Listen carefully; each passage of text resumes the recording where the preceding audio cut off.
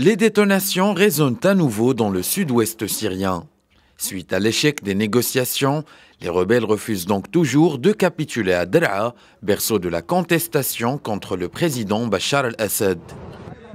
Le 19 juin, les forces du régime avaient lancé une offensive pour reprendre les territoires insurgés du sud syrien, Daraa et toute sa région bordant la frontière avec la Jordanie et le plateau du Golan occupé par Israël.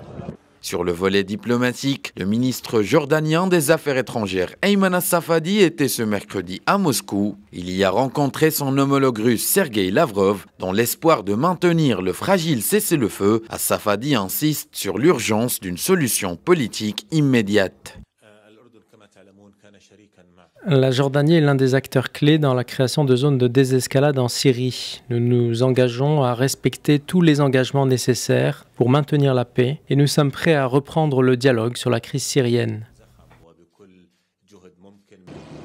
Concernant le sud syrien, l'initiative russe prévoit l'abandon par les rebelles de leurs artilleries lourdes et moyennes, tout en excluant tout transfert de combattants ou de civils vers d'autres régions insurgées, comme ce fut le cas lors de la reprise d'autres bastions rebelles. Conséquence directe de l'échec des pourparlers, des raids aériens menés par la Russie ou le régime ont visé en soirée 4 localités de la province de Daraa. Le régime de Bachar al-Assad a ouvert ce nouveau front dans le sud après avoir consolidé son pouvoir sur Damas et ses environs. Selon l'Observatoire syrien des droits de l'homme, le régime de Bachar al-Assad contrôle actuellement plus de 60% du territoire syrien.